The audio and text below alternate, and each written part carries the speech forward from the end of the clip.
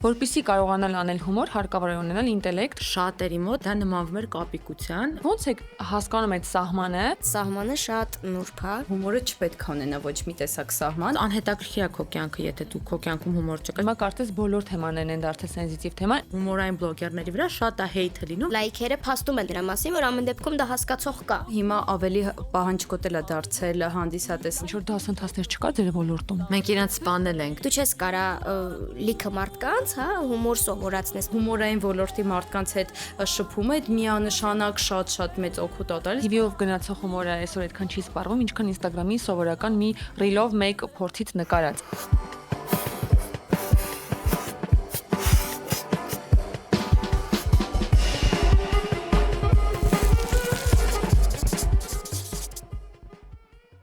Ողջույն սիրելի քաղաքի սիրելի մարդիկ, դուք կրկին միացել եք քաղաքի ոդկասթին, որտեղ քաղաքի մարդիկ խոսում են քաղաքում ամենաակտուալ թեմաներից, եւ վերջին շրջանում ամենաակտուալ թեմաներից մեկը իհարկե հումորն է եւ հումորը սոցցանցերում, որտեղ կան շատ վիճելի հարցեր եւ այդ վիճելի հարցերին վերջապես պատասխաններ գտնելու համար այսօր մեր տաղավարում ունենք շատ հետաքրքիր հյուրեր, ներկայացնեմ մեր սիրելի հյուրերին։ Այսօր տաղավարում ներկա է Նինա Տիտանյանը, կամ ինչպես ինքն է իր մասին սիրում ասել, սնխչի քվանտային հոգեբան, սննդաբան SMM։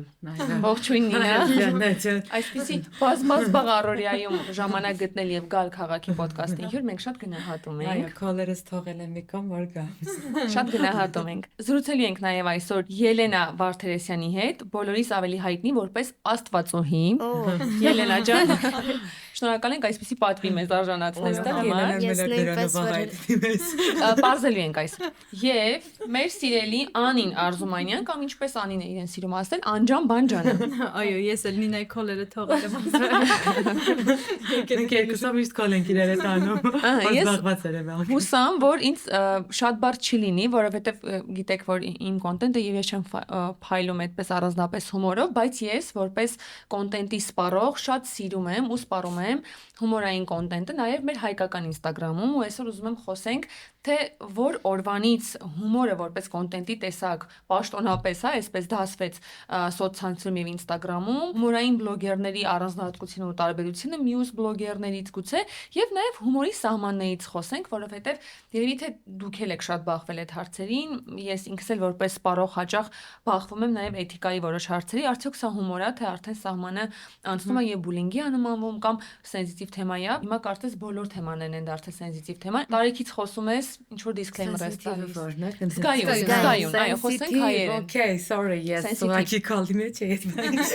Ավելի զգայուն թեմաներ, այսինքն ինչից խոսում ենք, պարզվում է, որ մեկը կար, որի համար դա okay չէր, նորմալ չէր, բայց դուք շատ համարձակ եք, դուք վերցնում եք ցանկացած թեմա, կարելի ասել, սոցիալական ինչ որ լուրջ թեմա, որից պետք է թվում է թե լուրջ խոսել, բայց հումորով եք ներկայացնում, հետո լուրջել ենք խոսում, վերցնում եք ավելի թեթև թեմաներ, էլի հումորով եք ներկայացնում։ Խոսենք թե որ օրվանից, երբանից կոնտենտը դարձավ հումորային եւ դա դարձավ կոնտենտի տեսակ պաշտոնապես եւ եղան հումորային բլոգերներ։ Երբ որ ես Անին Ռաֆում եկանք, շատ մեծամիտ խոսենք Անջան Բանջան,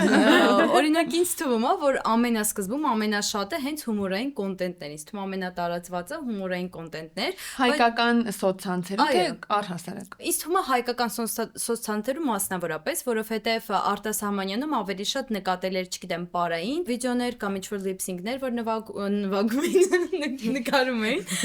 Իսկ հումորայինը Հայաստանում շատ տարածված էր, ես ֆիքսել եմ, որ սկզբում շատ էին անում, հետո արդեն որ տարբեր ճյուղեր առաջացան, օրինակ lifestyle-ը, բան COVID-ի տարիներն էր, թե ավելի վաղ է սկսվել։ Իսկ դրանից հետո COVID-ի ժամանակ TikTok-ը ավելի շատ առաջ գնաց։ Իսկ COVID-ից հետո արդեն Instagram-ի sense վերածնունդը տեղի ունեցավ, sense ասած։ Չնայած որ COVID-ի տարիներին ավելի շատ Հայաստանում ինձ թվում է պարային TikTok-ներն էր տարածված, քան հումորայինը, բայց այս վերջին շրջանում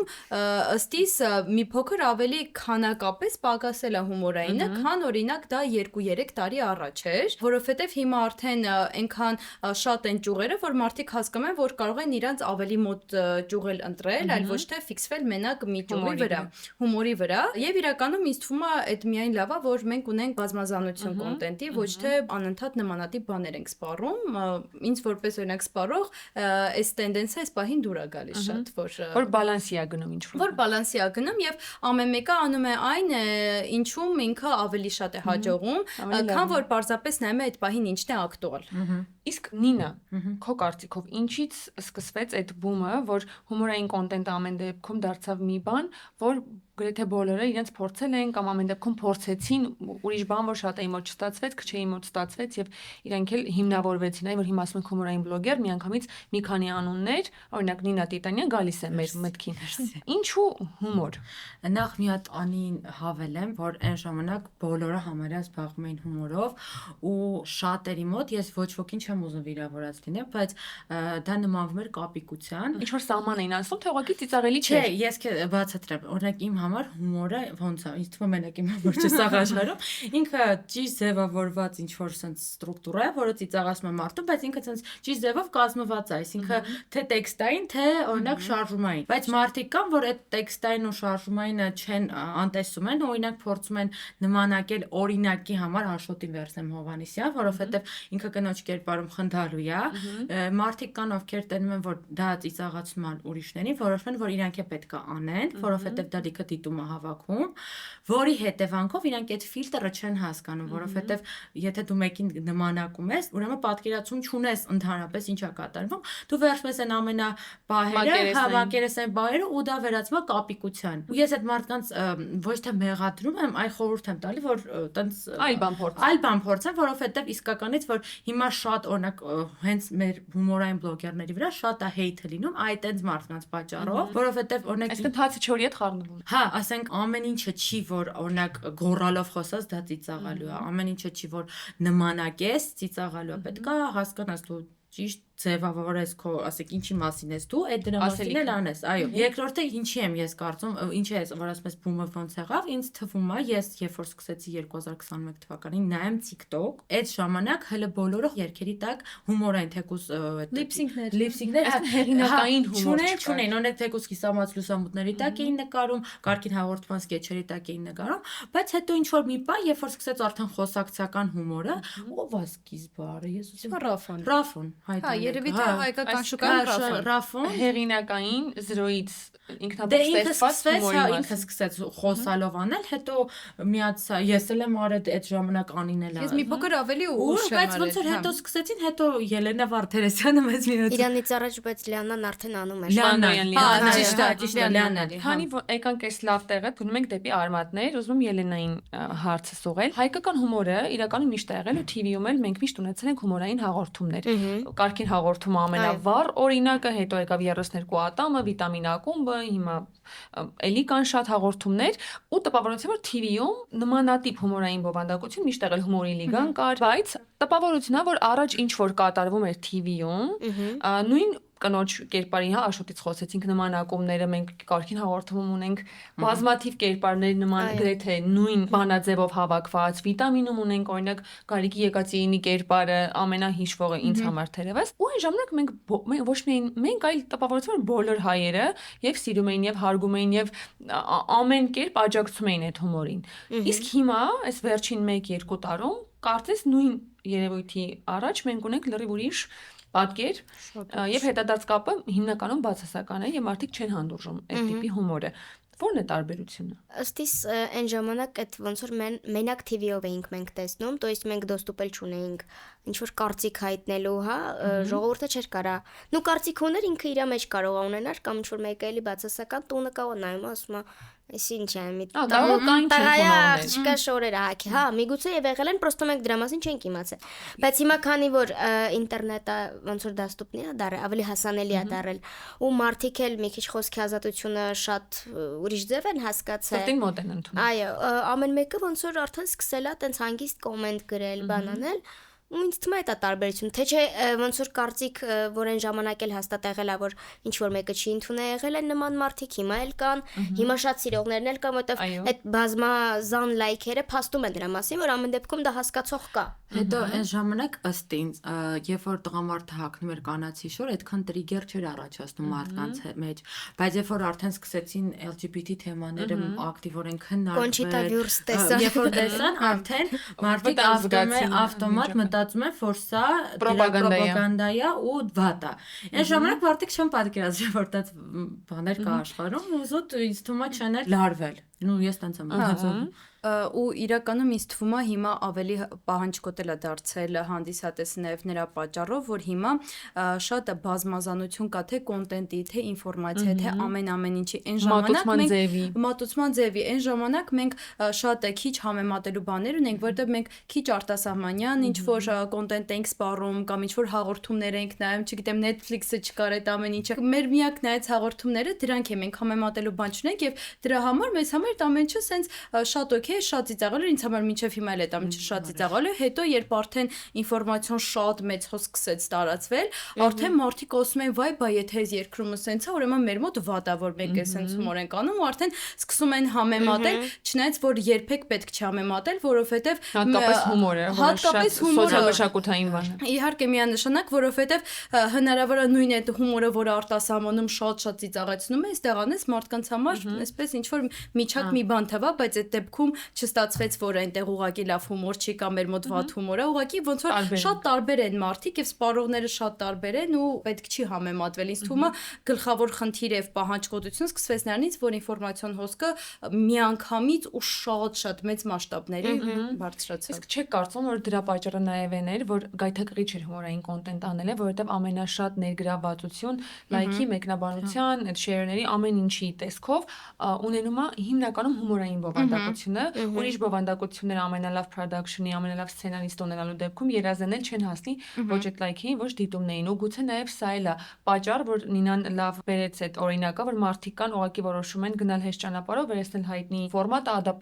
անգամ չադապտացնել իրենց ուղղակի կրկնել բայց էլի ունենալ նույն լայքերը Չէ, նույն լայքերը չեն ունենում ինձ թվում է։ Բայց էլի շատ լավ տարածվում են այդ նույն թեկոս խղճուկը իրանք շուտ են սպառվում։ Նայ, ես քեզ ասեմ, ինչի հիմնական մարդիկ կան հումորի ասպարեզում, որ այսպեսի դու իրանց անունները տալիս ես, իրանք կան։ Այն մնացածի իրանք շուտ են սպառվում, որտեվ իրանց մոտ վերջանում է այդ մատերիալը, չես կարա դու անընդհատ կրկնօրինակես մի մարդու ու դու միշտ լինես նաբլավում, ոնց որ ասվում է։ Իրանք շատ շուտ սպառվում են ու մոռացվում են, իսկ այն հիմնականները, ովքեր տենց խնդալու են, իրանք միշտ մնում են։ Իսկ ովքեր են խնդալու։ Ինչի հաշվին են խնդալու։ Դե իրականում ամեն մեկը իր ոճի մեջ, օրինակ ոնց նշեցինք Աշոտը ինքը իր այդ հավաքական մամաների մորքուրների կերպարի մեջ ինքը շատ լավն է։ Ռաֆոն իր շատ սուր հումորը ունի, Միշելն էլ շատ հստակ ու լավ դիպուկ sense հումորներ անում։ Շատ ոնց որ իրականում մենք ունենք բավականին կարծում եմ լավ ներկայացուցիչներ մեր ոլորտի, ուղղակի sense շատ խիստ է վերաբերվում ինքը։ Այո, բլոգերներին, որտեղ մենք հումորիստներ շատ լավ ունենք։ Չէ, մենք խոսում ենք Նիամուսինը։ Մենք հիմա խոսում ենք հենց բլոգերների,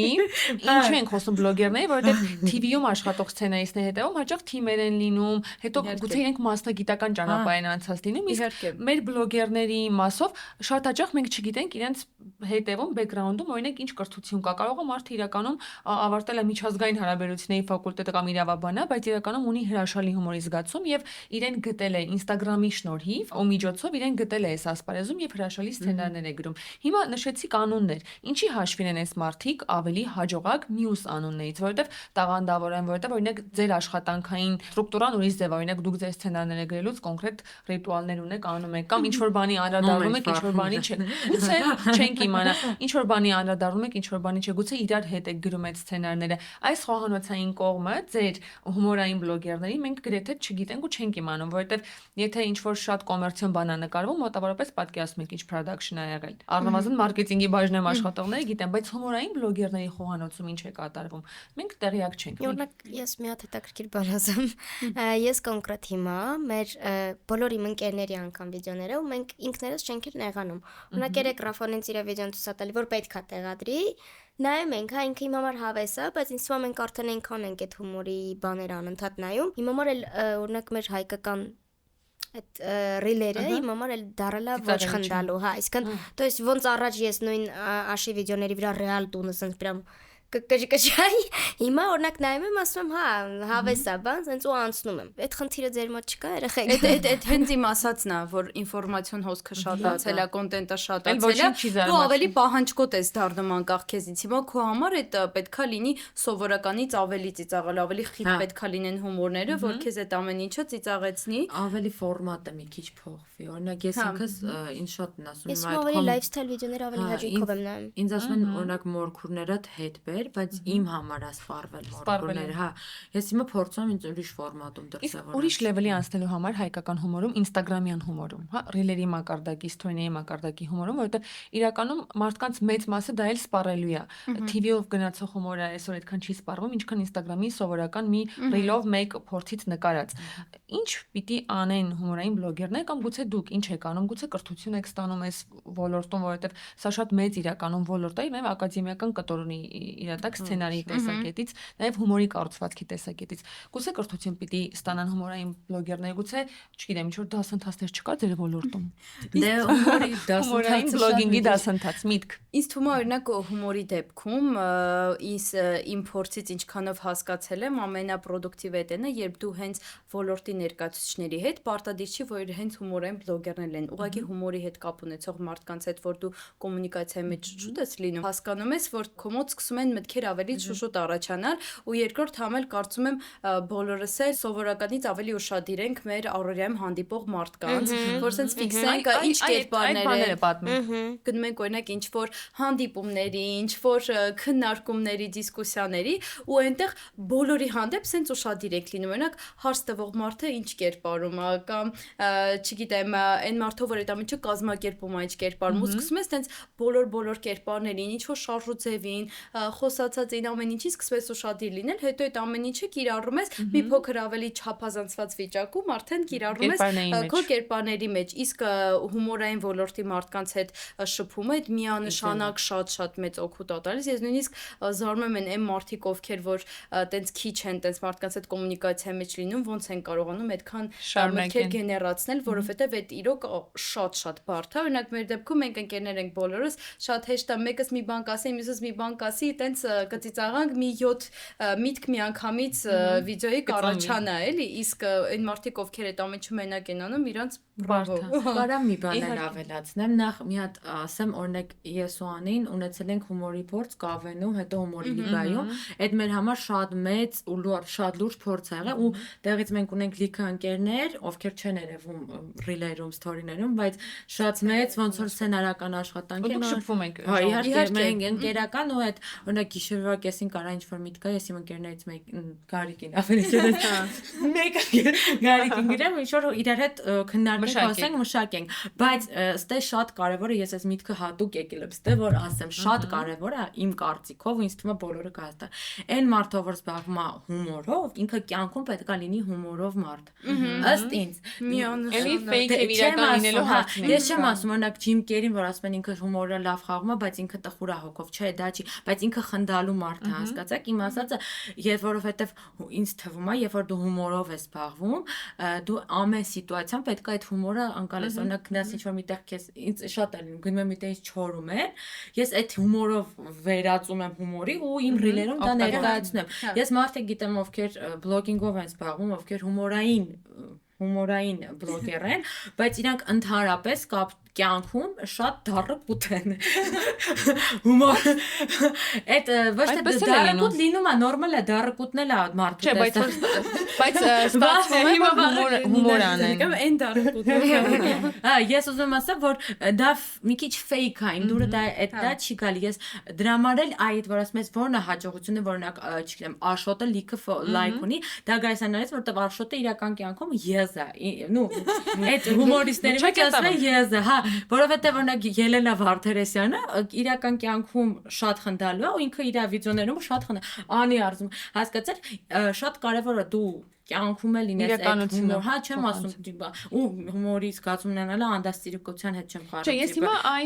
հենց հակառակ բանն եմ ուզում ասել, եւի շատ ենք լսել, բոլորս գիտենք, որ որպեսզի կարողանալ անել հումոր, հարկավոր է ունենալ ինտելեկտ, որովհետեւ մարդը, որը մտածում է ինչ որ երևույթը խաղարկի այնպես, որ ուրիշ մարդու մոտ էմոցիա ու ծիծաղի էմոցիա առաջացնի, որովհետեւ իրականում հուզել ավելի հեշտ է, քան ծիծաղացնել, հաստատ դուք ես լիքը լսել եք ու գիտեք։ Հուզել կարելի է շատ ինչ-որ պաթետիկ պատմությամբ հուզել մարդուն, բայց ծիծաղեցնելու համար իսկապես պիտի շատ լավ մտածել։ Եվ պետք է այդ ինտելեկտի բազան, որպեսզի մարդը այդ ինտելեկտի վրա հիմնվելով անի իր հումորը այնպես, որ համել չվիրավորի մարդուն։ Հիմա ուզում եմ խոսել այս սահմաններից, որովհետև նախ մենք բոլորս ունենք ակտիվ էջեր սոցցանցերում եւ ով ինչ պատահի մեզ ինչ ուզի կարող է գրել եւ մենք ոնց որ այդ բուլինգի մի ալիք գիտեք, ուղղակի հանրային մարդ լինելու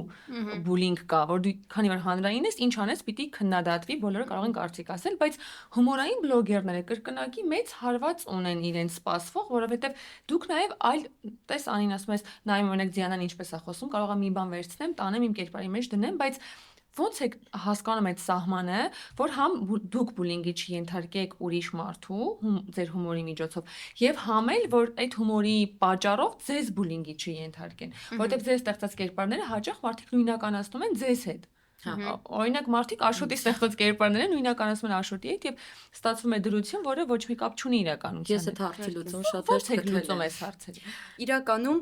մի հատ բան ասեմ, ես որպես օրինակ սպառող, ես կարծում եմ, որ հումորը չպետք է ունենա ոչ մի տեսակ սահման, օրինակ ես որ համեմատում եմ թեկոս ռուսական շուկայի հետ, օրինակ իրանց հաղորդումների ընթացքում, օրինակ իրանք պրաժարկաներ ունեն եւ այլն, իրանք իսկապես ոչ մի տեսակ սահմանափակում հումորի մեջ չեն դնում, դա լինի սև հումոր, դա լինի ինչ որ նեղ անձնական հումոր եւ այլն, ոչ մի սահմանափակում չեն դնում եւ դրա համար իրանց մոտ իսկապես այդ ամենը շատ ծիծաղելի է ստացվում։ Դաժե եթե սահմանափակում ոնց որ չեն դնում, բայց խնդալու են անում, նես չի որ չխնդալու սա հասկացա՞ք, Այսինքն վիրավորական կարան վիրավորել, բայց կա վիրավորական, բայց ոնց որ ոչ թե ուղակի անպատվում է, հենց այնպես, այլ այդ ամեն ինչը հումորային վիրավորանք, այսինքն այդ ամենը կատակի սահմաններում է էլի լինում, ու դրա համար այդ ամեն ինչը շատ ծիծաղելի է ստացվում, իսկ մեզ մոտ այդ սահմանները անսահման շատ են, էլի, իսկապես այս մի հատ փոքր կլորակ է մնաց, այդ կլորակի մեջ պետքա փորձես հանկարծ դուրս չգաս, էլի, գիշերվա ընթացքում։ Այդտենց էլ անում եք, այն այն օրը մեկը հարցազրույց էր տալիս, էլի կապավ գրվավ մեր ջանին։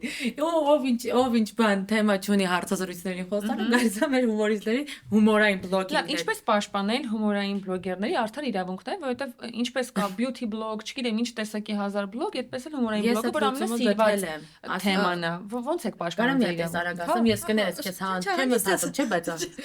չեմ մտածում։ Ես այդ լուծումը նենց եմ գտել։ Ես ով որ ինձ բուլինգի է ենթարկում կոմենտները, ես իրաց վրա նկարում եմ իրանց հանրայնացնում ես։ Իհարկե, բայց ո՞նց եմ հանրայնացնում, դու չես տեսել իմ։ Տեսել եմ։ Հա, ես իրանց դու կրկնում ես նրանց առօրյա կերպը։ Այո, եթե դուք ինձ այտենց պետքա պայքարել կարծում։ Եվ մտածում ես, որ եթե այդպես հետադարձ կապտանք, մարդիկ ուղղակի մեզ հանգիստ կթողնեն։ Կվախենան հանրայնացնել։ Դե լրիվ հանգիստ թողնելիս չման հնարը։ Ես էլ մի հատ փոքր լայֆ հեք գիտեմ, ուղղակի Facebook չեմ post-ում։ Ճիշտ է։ Facebook-ը Բայց դա ազդում է դիտումների վրա։ Գիտեմ, ինչ որ չափով, բայց նաև ներվային համակարգը մի 10 տարի ավելի երկար է ապրում։ Ինձ թվում է առողջությունը առաջնային է։ Մի քանի դեպք Որ Facebook չունի Facebook։ այ մակասից Հերց կտակ։ Ես ուզում եմ այո, խնդրեմ։ Այո, Ելենան Բուլինգ։ ունի նման փորձառություն։ Որպես մեր բուլինգների զո։ ամբասադոր։ Ինչպես է հաղթարում երկու կողմից, որ համ դու բուլինգի չես ենթարկում քո կատակներով, քո կարծիքով, կամ գուցե ենթարկում ես եւ դա նորմալ է։ Եվ հակառակը, երբ որ քեզ են սկսում ինչ-որ բաներ գրել, ամենատարբեր բաների հետ կապված, թե հումորների հետ, թե անգամ կյանքի ոճի, որովհետեւ մեկ-մեկ մարդիկ նաեւ մեզ նկատառումներ են անում, մենք ինչ ենք սուրճ խմում, ոչ թե թեյ։ Հա, ոնց ենք հարաբերվում։ Մասը, իրականում իմ համար այդ սահմանը շատ նուրբ է, շատ փխրուն սահման է։ То есть որ պահինա հումոր, որ պահինա արդեն դա բուլինգ, որտեվ հումորի զգացումը անի, որովհետև Անին նոր ասում էր, որ սահման ոնց որ պետք է չունենա։ Ահա, ես գլոբալ եմ մտածում, որ սահման պետքա չունենա, բայց ցավոք մենք այն հասարակություն ենք, որտեղ այդ սահմանները խիստ։ ոնց որ դա նրանից է գալիս, որտեվ դու չգիտես դիմացինի հումորի ընկալումը ոնց է։ То есть կարող է ես հումոր անեմ շատ սև, ես հաստատ գիտեմ, որ իրանք հասկանալու են, բայց միգուցե երրորդ իմաստը անց լինի, ինքը բացարձակ չհասկանա, սի վայ բոժը, ինչ եք դուք խոսում, բան այտենց։ То есть Ասի սևամորտերի վրա չի կարելի։ Հա, լավ, այսինքն դա կառավարելի բան դրանով է չէ։ նուրբ, հա, դա կառավարելի չի ու դաժե պետք էլ չի դրա ըստիս պայքարել, որտեվ դու չես կարա լիքը մարդկանց, հա, հումոր սովորացնես։ То есть եթե ինքը դա ընկալում է, չէ։ Всё, այդ ուղղելու բան չկա, իսկ ինչը վերաբերվում է պայքարելուն, то есть ինձ օրինակ որ վատ կոմենտ գրում են, ես հիմնականում անկեղծ ասած ինձ շատ քիչ է եղել իմ ամբողջ գործնեության Հիմնական մեջ հայհոյում եմ։ դե լավ մի դեպքներ դու քոնանցից խոսա չէ իրականում ինձ շատ քիչ է եղել որ պրամ այտենց բուլինգ անեն ես պրոստը սենց սիրուն քաշում եմ ու դալից եմ տալի ակաունտը բլոկում եմ այնպես որ ինքը իր ֆեյքերով էլ չկարենա ինձ անգամ փնտրի գտնի կոմենտ գրի եւ վերջ իմ ներվերը հանգիստ ապրում եմ որտեվ եթե դու ոնց որ դրանից նեղվես կամ փորձես պատասխանես եւ այլն դու կվերածվես ինչ որ տրեշ բլոգերի հա այսինքն տպավորությունն է որ Ես որ սաղին պատասխանում եմ վիդեոները օքեյ ես խնդալու օրինակ լինում որ հավես եմ ունենում կատակներով պատասխանում եմ իրոք դաժե երեք TikTok-ում ինձ բան են գրել հա ես հումորով եմ պատասխանում օրինակ դաժե լինում է որ ինքը քեզ վատ բան է գրած լինում ես նկատել եմ ու տղամարդիկ օրինակ դե ավելի իմ համար մի քիչ աբսուրդ է տարիքով տղամարդիկ կամ կանայք բանա գրում ես պատասխանում եմ հենց պատասխանում եմ սենց թեքվում է տիպա վայ ես ո՞նց էի Այ դու ես որովհետեւ մարդիկ մեկ-մեկ մտածում են մենք ուղղակի հորինված ինչ որ հոլոգրամաներ ենք երբ գոյություն չունի Սիրելի մարդիկ իմացեք որ մենք ամեն ինչ տեսնում ենք կարդում ենք եւ իրականում երբեմն ճիշտ է Ելենան շատ հանգիստ խոսեց այս մասին որ լուրջ չի ընդունում օրինակ կարող է բլոկել եւ անցնել առաջ բայց գուցե մարդիկ լինեն որ չունեն այդքան կայուն հոգեկան աշխարհ կամ այդքան կայուն ինքնանկալում եւ անգամ ամենաթեթև մեկնաբանությունը որը թվում է թե տենց пассив ագրեսիվ այնքան որ ինչ որ մեկնաբանել է քո ինչ որ քայլը բայց գուցե ինչ որ մարդու մոտ դա շատ երկարատև ազդեցություն ունենա անգամ մարդիկ լինեն դադարեն առհասարակ բլոգինգով զբաղվել օրինակ դուք ունեք նմանատիպ ընկերներ կամ ձեր շրջապատի ծանոթներ որոնք ժամանակին կային ասպարեզում հումորի բայց ինչ որ պահից կորել են եւ չեն շարունակել առհասարակ Մենք իրանց սպանել ենք երել ենք Կարծում եմ կլինեն մարդիկ, ովքեր մի քանի նպաստող պայմաններ եղել են դադարելու, բայց ինձ թվում է գլխավոր նպաստող պայմանը հենց օրինակ վատ մեկնաբանություններն են եղել։ Հիմա մի քիչ ճիշտ չեմ գտնում անուններ տալ, որովհետև այդքան էլ էթիկական չէ, անիծյալ ինչպես հարմար կլինի, բայց համոզված եմ, որ տենց մարդիկ կան, ուղղակի ինձ թվում է ժամանակի ընթացքում մի հատ փուլ կա, այդ փուլը դու քո ներսում հաղթահարում ես, հետո արդեն ինչ որ մի հատ իմունային համակարգ է քո մոտ ձևակերպվում, որ դու արդեն այդ ամեն ինչին թեթև ես, նույնիսկ շատ հաճախ քո համար այդ ամեն ինչը ծիծաղելի է լինում, որովհետև դու հասկանում ես, որ չի կարա այդ ամեն ինչի հետևում կանգնած լինի adekvat մարդ, որովհետև նույնիսկ եթե ինքը որևէ կոնտենտ, որևէ հոլովակ անսահման չի հավանել, եթե բնականաբար ինչ որ հստակ կետեր կա, այդ կետերի մասին չի խոսքը, որ ինչ որ այդպես ասած սենսիտիվ թեմա է եւ այլն, եթե ինչ որ ուղակի սովորական հումորային վիդեո է դրա տակ ինչ որ շատ վատ մեկնաբանություն է գրած, այդ մարդը չի կարա adekvat լինի, որովհետև եթե մենք սովորական մարդիկ նայում ենք այդ ամ չուղակի կթերթենք, հնարավոր օրինակ մեր ընկերների հետ կիսվենք, ասենք ոյ չեմ հավանել, բայց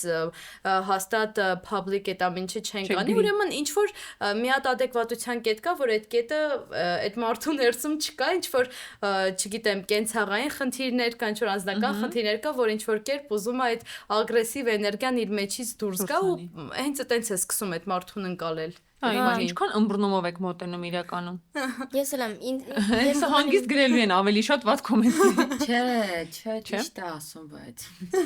Չէ, իրականում ես էլ ավելի շատ խղճում եմ այտենց մարդկանց անկեղծ ասած։ Եթե ճիշտ ձևով կառուցվածքային Այդ է ուզում հարցնել, եթե ճիշտ քննադատություն, չէ, հեյթ չի, կառուցողական քննադատություն։ Հա, դա նորմալ նորմալ է, է։ բայց հաշվի առնելով, օրինակ ինչ քննադատություն է։ Օրինակ ես մի քիչ առաջ այդ սևամորթերի պահը որ ասացի, հիմա բերեմ օրինակ, մի անգամ այն տղաները որ բարում էին,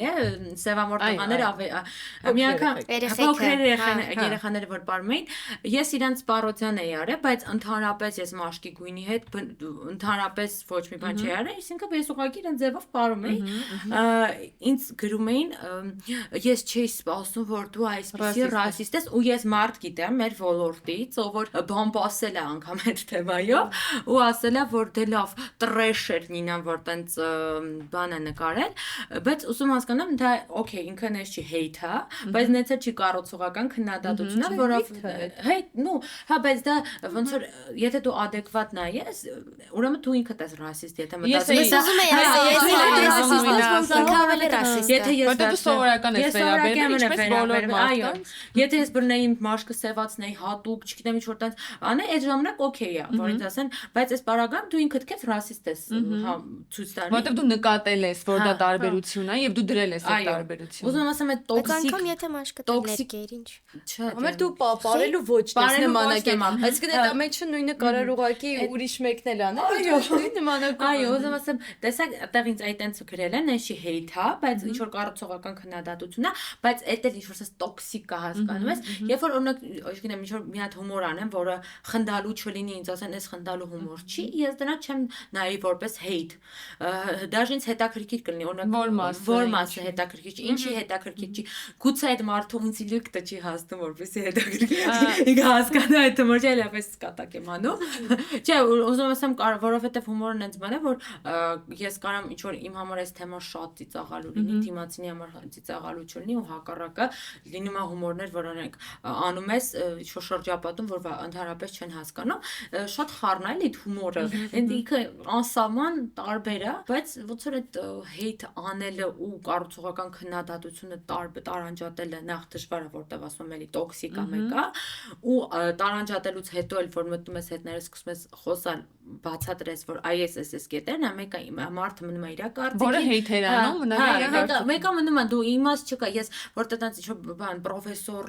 բաներ կան, որ ինտելեկտը մենք դրդը ամեն ինչ հումորի չի կարելի վերածել, sense շո վիճակներ է, բան իրանց հետ չես կարա դու նստես ասես անհետաքրքիր է քո կյանքը, եթե դու քո կյանքում հումոր չկա, չես կարա դու իր ամբողջ 40 տարվա կյանքը փոխես։ Երևի պետք է Ինչի ներվայնան ասես չէ երևի։ Օ, երևի մի Շատ ճիշտ է։ շնորհակալ եմ։ Մի տարբերակող բան էլ կա, երևի մարդը, որը անդադար, օրինակ մեր ձեր ռիլերի տակ գրում է միայն վատ բաները, բայց օրինակ երբ որ մի բան ականայից ստացված է, չի գրում։ Օրինակ Նինա ջան, ապրես, այս բանը լավն էր, սա էլ է տարբերակող բան ու ես նաև կուզեմ որ մեզ լսողները, որպեսզի իրենց տարբերակեն, երբ են իրենք hate անում եւ երբ են կառուցողական քննադատում, եթե իրենք նույն մարդու կողմից մատուցված լավ բանը կարողանում են սրտանց գնահատել, աջակցել, մի լավ բան գրել, բայց համել չստացված բանին քննադատում, այդ դեպքում նորմալ է ամեն բան։ Բայց երբ անդադար ինչ որ մեկին թիրախավորում ենք եւ վատ բաներ գրում կամ փորձում նրա հաջողության աստղը մի քիչ այդպես մարել մեր hate-ով, դա արդեն վատ բան է հենց առաջին հերթին գրողների եւ այդպես վարվողների համար։ Շատ լավ, եկեք մի քիչ էլ խոսենք ապագայից հումորի։ Հիմա երևի տեսնում եք, որ նշեցիք, կան մարդիկ, որոնք փորձում են իրենց բլոգում կամ հումոր ինտեգրել։ Դիցուկ ես, որ երբեք չեմ ունեցել հումորային կոնտենտ, մեկ էլ քնեմ արթնանամ, վաղ ինչ որ հումորային Ես քեզ hate կանեմ։ Այդ եմ ուզում հասկանալ։ Դուք ինչպես եք վերաբերվում մարդկանց, որոնք երկու դեպք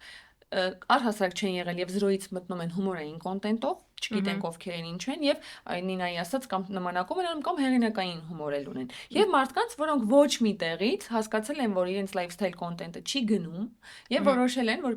որպեսզի ունենան լավ դիտումներ եւ շատ լայքեր, հումոր անեն, որտեվ կարծես հումորը շատ են լայքում։ Ինչ մասնագիտական կարծիք ունեք այս մասին։ Ես կարծում եմ, որ եթե մարդը զրոյից հայտնում է ոլորտում այդ ամենը սկսում է հումորային կոնտենտով, դա շատ նորմալ է, հատկապես եթե ողջունելի է լրիվ, ու հատկապես եթե իր մոտ էլ շատ լավ ստացվում է դա, ուրեմն շատ ընտիր, այդ մարդը ճիշտ տեղում է գտնվում, ամեն ինչ շատ ճիշտ անում է, միայն ողջունում ենք եւ մեր կողմից որպես ինչ որ չափով ավելի հին ներկայացուցիչներ հաստատ մեր սփոփորձը կաջակցենք։ Լիքը մեծ նոր մարդիկան մենք ես օրինակ միշտ կոմենտ գրում եմ, երբ որ ծիծաղալու է լինում, որտեղ ես էլ միշտ լինում է նույնիսկ ինչ որ մտքեր էր ուղարկեմ, ասեմ Ռոզային ուղարկել, ասի այս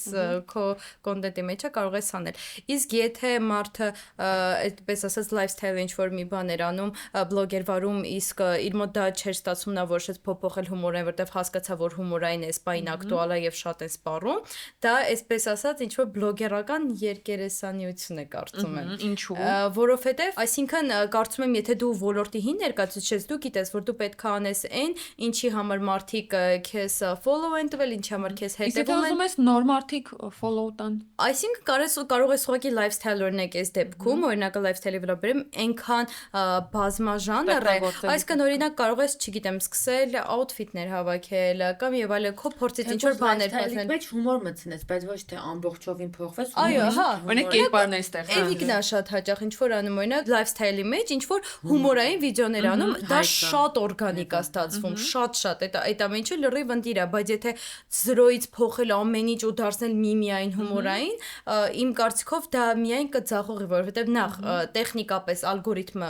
կփոխվի, որովհետեւ ալգորիթմը չի հասկանա։ Հիմա ես այն մարդկանց ցույց տամ վիդեոներով, ովքեր ուզում են lifestyle content տեսնել, թե հումորային content, ու սենց կխառնվի այդ ամեն ինչը ու տեխնիկապես էլ վատ կստացվի։ Ինձ թվում է համել մարդկանց տեսանկյունից էլ ես հասկանում եմ, որ նոր հետևորդներ ա ցանկանում, բայց այն մարդիկ, ովքեր իրան հետևում են lifestyle-ի համար, հնարավոր է որ էլ չուզեն հետևել։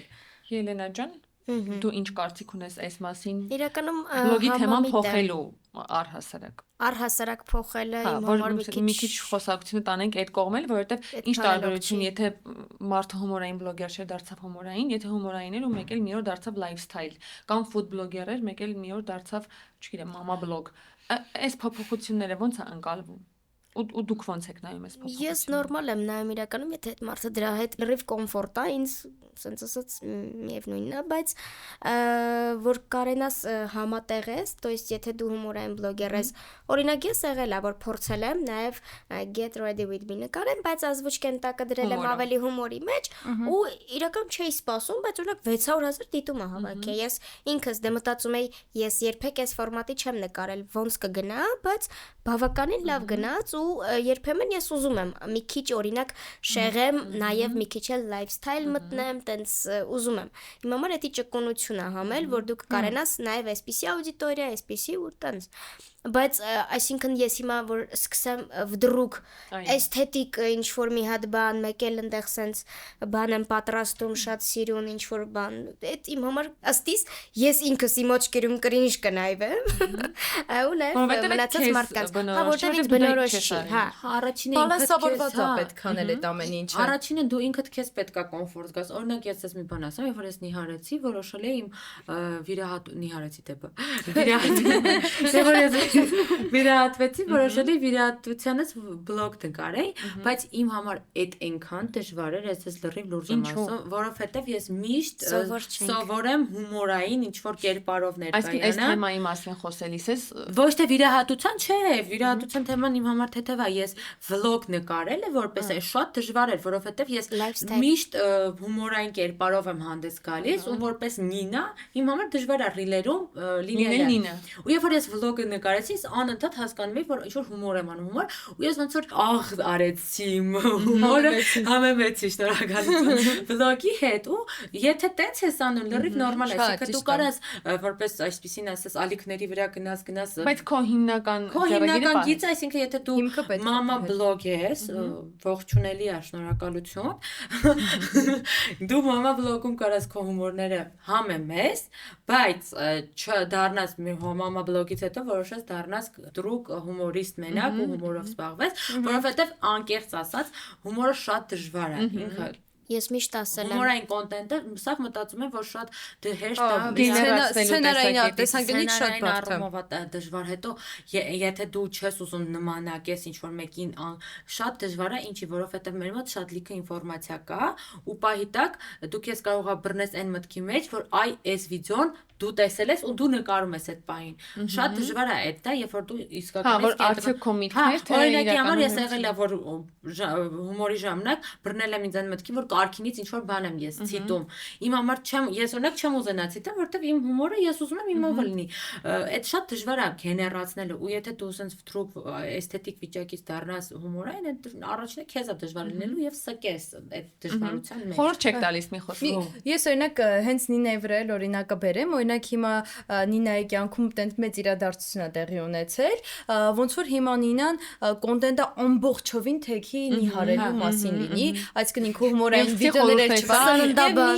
սկսի ասել ես օրական սա եմ կերել, այսպես մի խոսքով կոնտենտը փոփոխի միայն դա։ Դուք շատ տարածված հենց հիմա բան ասացիք, մեխանիզմ, որը կատարվում է հայկական բլոգինգում, այսինքն մեր կյանքում մի բան է կատարում, որից հետո մենք դառնում ենք դրա մասնակիցը։ Ես դրա համար գիտեք ինչ արեցի, Telegram ալիք բացեցի, որ բոլոր թմբլի մարդիկները գան իմ Էդ է Telegram-ը, ուզում ալի, ասել։ որտեղ մենք կարանք իրար հետ շփվենք թմբլիկությունից, որպեսզի ու իրեն լավ կհասկանա, ոչ մեկ չի որ ես նեղվի։ անընդհատ չցույց տամ, որ ես տեսեք, հա, ես նիհարել եմ, հարցը դա չէ։ Բայց ես անընդհատ ես ինքս եմ ինձնից հոգնելու, եթե ես անընդհատ ցույց տամ, էլի, սուտ ապրես։ Իրականում սենց շատ ճիշտ է այդ ամեն ինչը Նինա ասաց համեմել, որովհետև դու ինչ որ պահի այդ թեման դադարելու է հետաքրքիր լինել։ Իսկ երբ որ դու արդեն հետ գնաս քո այն հիմքին, արդեն այդ հիմքը խախոտ կլինի, էլի սենց ասած։ Դրա համար պետքա ուղղակի փորձել այդ բալանսը պայել, որովհետև սենց այդ թեման մարդկանց շատ հետաքրքիր է ու այդ թեման լրիվ անտեսելը սխալ կլինի կոնտենտի տեսանկյունից եւ մարդկանց Եթե հետաքրքրությունը։ ազնիվ բլոգեր ես, իսկ Նինային բնորոշող բանից մեկը այդ ազնվությունն է, որ ինչ կա ուղիղ ասում է, երևի լրիվ անտեսելը նման մեծ փոփոխություն էլ ճիշտ չէ, բայց նաեւ սննդաբան, դիետոլոգ եւ այդ տիտուլները վերցնելը, այդ տիտղոսները վերցնելն է սխալ։ Այո, սիրելի Երկու անգամ ճամփորդել է travel blog։ օրինակ, էլի։ Սիրելի ընկերներ, շատ շնորհակալ եմ, որ ձեր փորձով այսքան շատ կիսվեցիք ու մենք իմացանք, որ նախ հումորային բլոգը այդ ուղղակի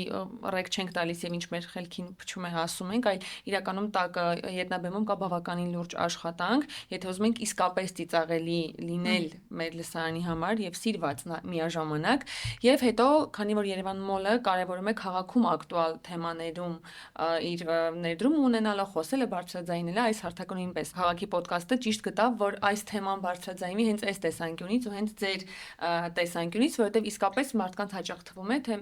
այդ ռիլերի հետևում ոչ մեկը չկա, դուք ուղղակի կերպարներ եք օրինած եւ հեշտ է եկաք այդ հումորը արեցիք, գնացիք եւ իրենք ինչ ուզեն կարող են գրել, անգամ հումորով, հա, այսպես, բայց իրականում ամեն բան ունի սահման, ինչքան էլ մասնագիտական տեսակետից գուցե չի կարելի ցենզուրայով սահմանափակել ինչ որ բաներ, բայց իրականում հումորը մի բան է, որը իսկապես որպեսզի լավ աշխատի, պիտի շատ փորձարկվի ու երևի դուք էլ այդ առաջը մարտիկներն եք անդադար փորձարկելու, փորձեր անելու։ Բարեկամներ, նախ մենք կսպասենք, որ դուք գրեք ձեր կարծիքը եւ կարծողական քննադատությունը, այդքան խոսեցինք մեկնաբանություններից, բայց մենք իսկապես կարևորում ենք ձեր մեկնաբանությունները, եթե դրանք փաստարկված են, տեղին են եւ բխում են ինչ որ բանից, ոչ թե ուղղակի ձեր կարծիքն է մեր օրինակ արտաքին տեսքի կամ ինչ որ մի բանի մասին, որը հաճախ մենք չենք կարող կառավարել։ Սա նույնպես հաշվի առեք։ Թեմայի հետ կապված, ում եք հետևում, ում եք սիրում հումորային բլոգերներից եւ ինչպիսի հումոր կուզեք տեսնել հայկական Instagram-ում կամ TikTok-ում, որը այսօր մտածում եք, որ չեք տեսնում։ Շնորհակալ եմ սիրելիներ, մենք հիմա կադրից դուրս էլ լիքը կխոսենք այս թեմայով։ Մնացեք քաղաքի ոդկասթի հետ։